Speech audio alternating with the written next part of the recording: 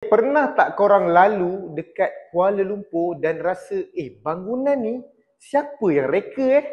So, hari ni aku nak ceritakan pasal seorang lelaki dekat korang yang banyak reka bangunan ikonik di Malaysia.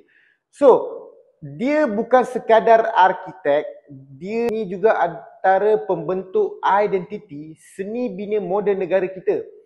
Jom aku kenalkan siapa Hijaz Kasturi. So, boleh kita sama-sama selami perjalanan visi dan warisannya. Hijaz Kasturi ni dilahirkan 26 September 1936 di Singapura. Waktu tu settlements lah. So, keluarga dia punya latar etnik yang pelbagai. Jadi, disebabkan itu, dia agak terbuka dengan idea reka bentuk yang bukan statik.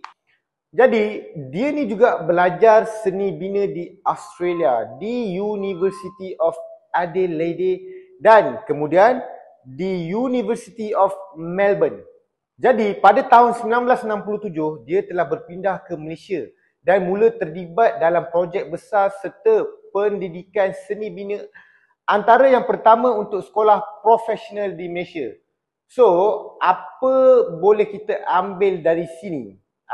Bahawa dia ni sebenarnya mula dari peluang yang kecil. Belajar jauh, kemudian pulang semula untuk bina sesuatu di negara sendiri. Apa yang buat Hijaz berbeza?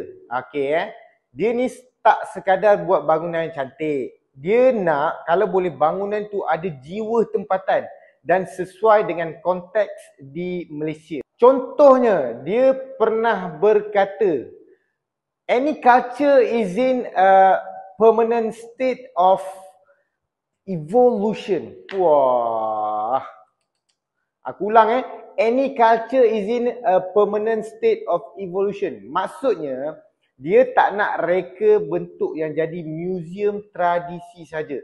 Tapi, dia nak apa? Dia nak satu bentuk yang bawa identiti tempatan ke arah masa depan. Gaya dia ulang-ulang main dengan konsep seperti material modern tapi adaptasi kepada iklim tropika. Bentuk yang selesa untuk manusia dan bukan hanya gambar semata-mata. Jadi, kalau kita lalu bangunan rekaannya, kita boleh rasa ia moden tapi rasa Malaysia. Itu antara legasi yang terbesar dia pernah buat.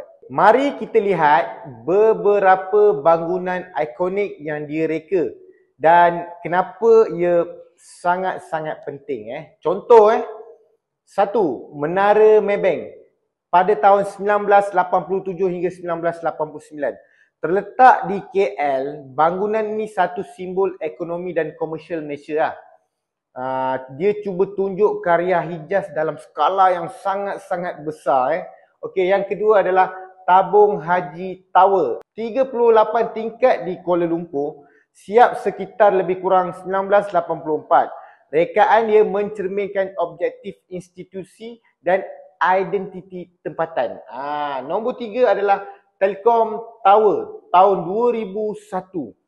Satu contoh bentuk dinamik dan contemporary, menonjolkan sebagai landmark. Keempat adalah Putrajaya International Convention Centre PICC pada tahun 2004. Lagi satu projek skala besar yang membantu definasi bandar baru Putrajaya. So, kenapa bangunan-bangunan ni penting? Dia ada sebab dia. Dia bukan sekadar tinggi atau wah, tetapi ada fungsi dan identiti tersendiri.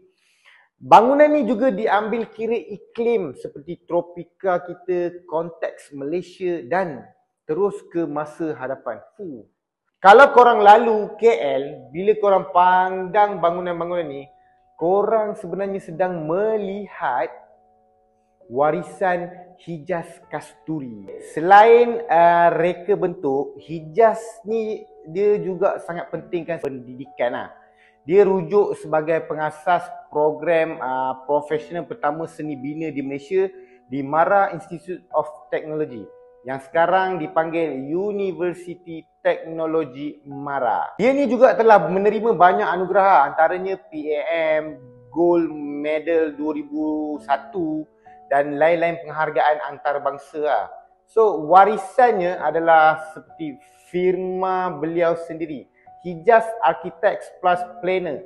Dulu nama dia HKAS. Terus aktif dan dikendalikan generasi baru lah, macam anak dia kan.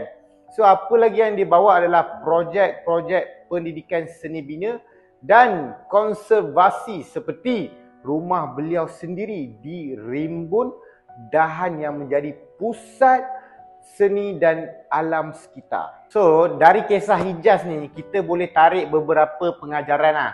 Bahawasanya seni bina bukan hanya soal bangunan, okay? Ia soal budaya, identiti dan masa depan negara.